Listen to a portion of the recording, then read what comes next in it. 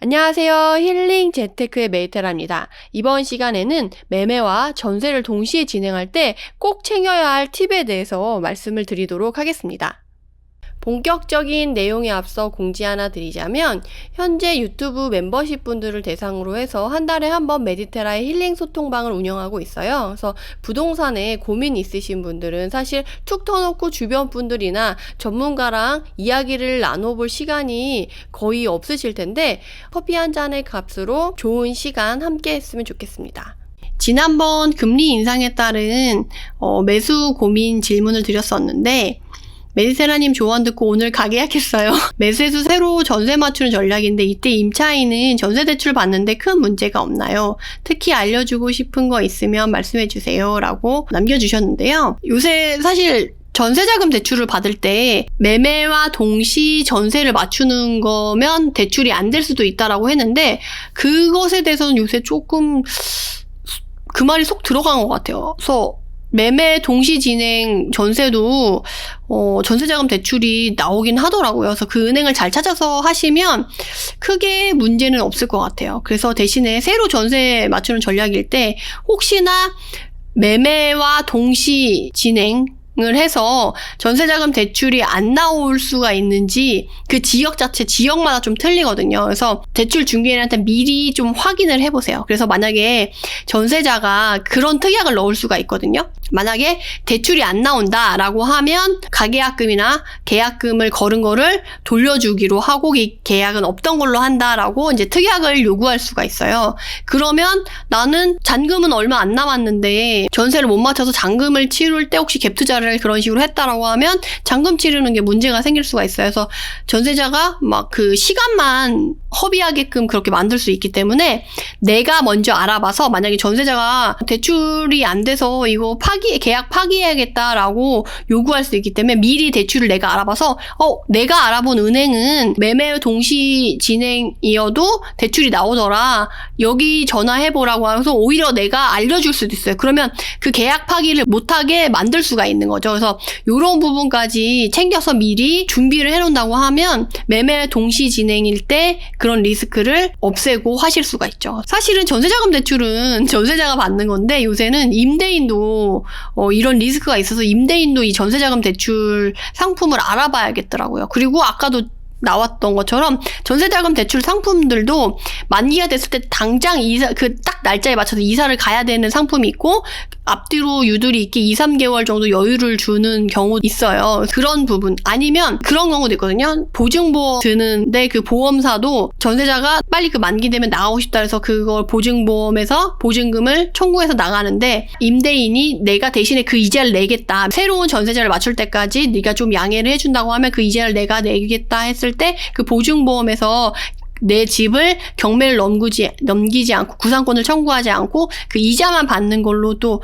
해주는 데가 있거든요. 그래서 보증보험이든 전세자금 대출이 이건 상품별마다 너무 천차만별이라서 내가 덜 리스키하고 문제가 없을 만한 상품을 가입할 수 있게끔 세입자분을 이렇게 조금 안내를 해주는 것도 세입자도 좋고 나도 좋은 방법이 될 수가 있어요. 그래서 요새는 그 임대인도 전세자금 관련 대출이라던가 보증보험 관련 상품을 같이 알아봐서 더 좋은 거를 이렇게 추천해주면 너무 좋을 것 같아요. 그럼 세입자도 너무 고마워하겠죠. 임대인이 이런 것도 신경 써주고 우리 임대인은 착한 임대인이구나 라고 생각하면서 서로 이제 기브 앤 테이크 서로 아쉬운 부분들을 잘 협의하면서 얼굴 붉히지 않고 잘 이어나갈 수가 있겠죠. 세입자분이 전세 만기 후 입주 때문에 한 달 정도 더 있어도 되냐고 하시는데 전세 대출 받으신 분인데 가능한가요?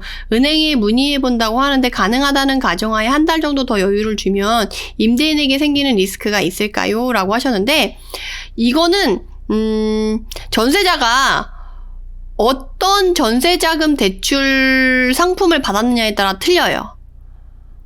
제가 전에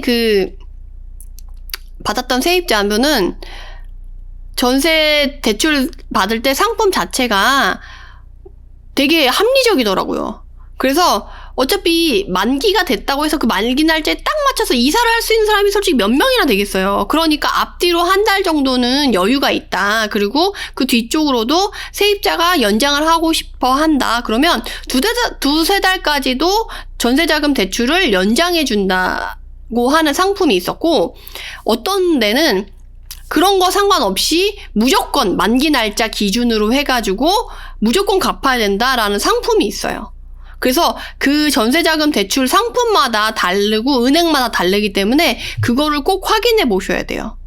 그래서 만약에 전세자금 대출 그거를 만기 날짜에 무조건 상환해야 된다라고 하면은 이게 임대인이 갚아야 된다라고 하는 상품 같은 경우는 세입자가 바뀌지 않았는데 전세자금 대출을 갚아야 되는 리스크가 생길 수가 있는 거죠. 그러니까 그거를 상품을 잘 확인을 하시고 그거를 임차인에게만 맡기지 마시고 임차인한테 어느 은행에 어느 지점 대출 담당자 전화번호를 달라고 하셔가지고 같이 문의를 해보셔야 돼요. 그래서 만약에 전세 만기 때 무조건 그 사람이 나가야 되고 전세 대출을 만기 때 무조건 갚아야 된다라고 하면 그분이 전세 세입자분이 나가야 되고 그 전세금을 그쪽이 다 갚아야 되는 거죠. 근데 난 돈이 없는데 새로운 전세자를 받아서 줘야 되니까 그러면 문제가 생길 수가 있는 거예요.